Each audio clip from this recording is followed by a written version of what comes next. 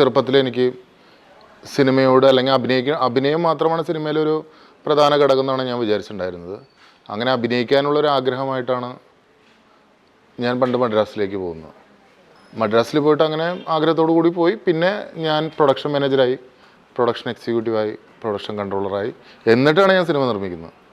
ഞാനൊരു 10-29 വർഷമായിട്ടുണ്ടാവും. ഹിറ്റ്ലർ, യാത്രാമൊഴി, അയാൾക്കത് എഴുതുകയാണ്, പിന്നെ അങ്ങനെ കുറേ സിനിമകൾ ഞാൻ പ്രൊഡക്ഷൻ മാനേജറായിട്ടും പിന്നെ ഇംഗ്ലീഷ് മീഡിയം. അത് ആ സമയത്ത് 19 വയസ്സിൽ പ്രൊഡക്ഷൻ കൺട്രോളറായ സിനിമയായിരുന്നു ശ്രീനിയേട്ടൻ്റെ ഇംഗ്ലീഷ് മീഡിയം. ആ സമയത്ത് ചിന്താവിഷയായ ശ്യാമളയ്ക്ക് ശേഷം ശ്രീനിയേട്ടൻ്റെ സെക്കൻഡ് മൂവി, അടുത്ത സിനിമയായിരുന്നു സ്ക്രിപ്റ്റ് എഴുതുന്നത്.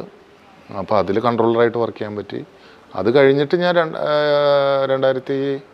2004 പിന്നെ കൊട്ടേഷൻ എന്ന് പറഞ്ഞ സിനിമ നിർമ്മിച്ചത്. അതിനുശേഷം കുറേ സിനിമകൾ നിർമ്മിച്ചിട്ടുണ്ട്. സംവിധാനം ചെയ്ത ആദ്യത്തെ സിനിമ വിശ്വഗുരു.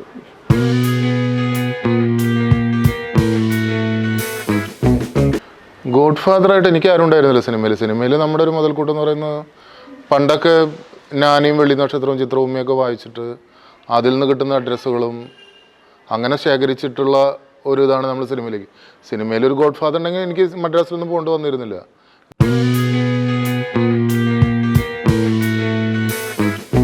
എനിക്ക് ഒരുപാട് വലിയ മഹാരഥന്മാരായിട്ട് എനിക്ക് അവരുടെ കീഴിൽ ജോലി ചെയ്യാനായിട്ടുണ്ട്. ഇലവങ്കോട് ദേശം KG ജോർജ് സാറിൻ്റെ സിനിമയാണ്. 2 വർഷത്തോളമായിരുന്നു അതിൻ്റെ വർക്ക്. അപ്പോൾ ജോർജ് സാറിൻ്റെ ഒപ്പം ഫുൾ ടൈം അതിൻ്റെ സ്ക്രിപ്റ്റ് റൈറ്റിംഗ് മുതൽ ഞാനുണ്ട്. കമ്പോസിങ് അന്ന് വിദ്യാസാഗറായിരുന്നു. അപ്പോൾ അതൊക്കെ എനിക്ക് പഠിക്കാനും, പിന്നെ അന്ന് ഫിലിമിൽ ഷൂട്ട് ചെയ്യുന്ന സമയമാണ്. ഫിലിമിൽ ഷൂട്ട് ചെയ്യുമ്പോൾ എന്ന് പറയുമ്പോൾ നമുക്ക് അത് ഒരുപാട് പഠിക്കാനുണ്ട്. അതുപോലെ ഞാൻ സിദ്ദിഖ് സാറിനോടൊപ്പം ഹിറ്റ്ലർ വർക്ക് ചെയ്തിട്ടുണ്ട്. അതിൽ ജോലി ചെയ്യാൻ പറ്റിയതും വലിയ ഭാഗ്യമായിട്ട് കണക്കൂട്ടുന്നു.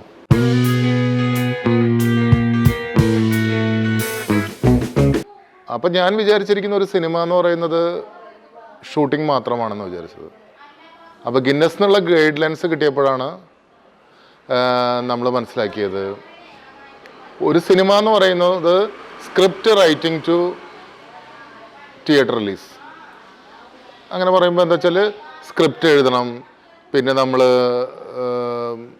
ആർട്ടിസ്റ്റുകളെ സെലക്ട് ചെയ്യണം, ഷൂട്ട് ചെയ്യണം, എഡിറ്റ് ചെയ്യണം, ഡബ് ചെയ്ത് മിക്സ് ചെയ്ത് എഫക്ട്സ് ചെയ്ത് തിയേറ്റർ റിലീസ്. അതാണ് ഒരു സിനിമ എന്നാണ് ഗിന്നസ് റെക്കോർഡ് പറഞ്ഞത്. അങ്ങനെ ഇരിക്കുമ്പോഴാണ് അപ്പോൾ നമ്മൾ ആദ്യം ഷൂട്ടിംഗ് മാത്രമെന്ന് വിചാരിച്ചു. പക്ഷേ ഇത്രയും കാര്യങ്ങൾ എങ്കിലും ഒന്ന് ട്രൈ ചെയ്ത് നോക്കാൻ തോന്നി.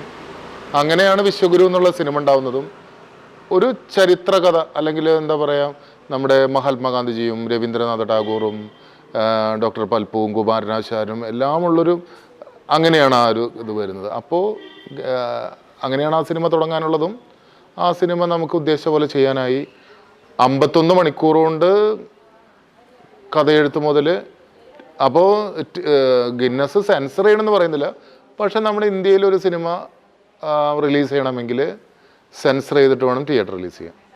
അപ്പോൾ വിത്ത് സെൻസറോട് കൂടിയിട്ട് 51 മണിക്കൂർ 2 മിനിറ്റ് കൊണ്ട് സിനിമ തിയേറ്റർ റിലീസ് ചെയ്യാനായി.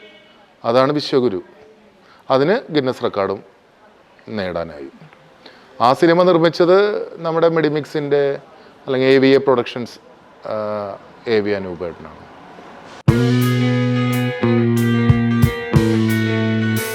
അല്ല, ഇപ്പോൾ ഗോകുലം ഗോപാലേട്ടൻ എൻ്റെ പിന്നെ പുഴയമ്മ എന്നുള്ള സിനിമ നിർമ്മിച്ചു.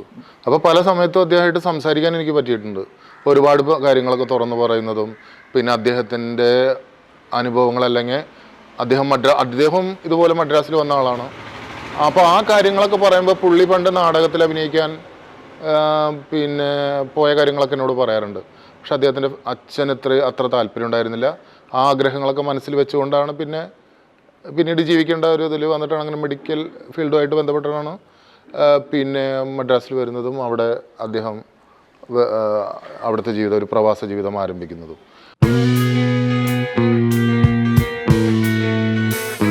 അപ്പോൾ കുറേ അപ്പോഴാണ് ഞാൻ നേതാജി എന്നുള്ള ആ സിനിമ തുടങ്ങാനുള്ള ഒരു കാര്യങ്ങളായിട്ട് പോകുന്നു. അപ്പോൾ അതിലൊരു നേതാജിയുടെ ആശയങ്ങളുമായി ജീവിക്കുന്ന കാടിൻ്റെ മക്കൾക്ക് വേണ്ടി അതിൻ്റെ ആശയങ്ങളൊക്കെ ആയിട്ട് ജീവിക്കുന്ന ഒരാളുടെ അങ്ങനെയാണ് അതിൻ്റെ ഒരു കഥ വരുന്നത്.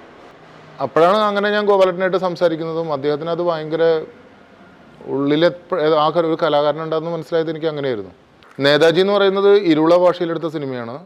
ഇരുള ഗോത്രഭാഷയാണ്. അട്ടപ്പാടിയിലെ ഗോത്ര സമൂഹം സംസാരിക്കുന്ന പ്രധാന ഭാഷയാണ് ഇരുള ഭാഷ. അപ്പോൾ ഇരുള ഭാഷയിലെ ആദ്യത്തെ സിനിമ അങ്ങനെ പറയാൻ പറ്റും.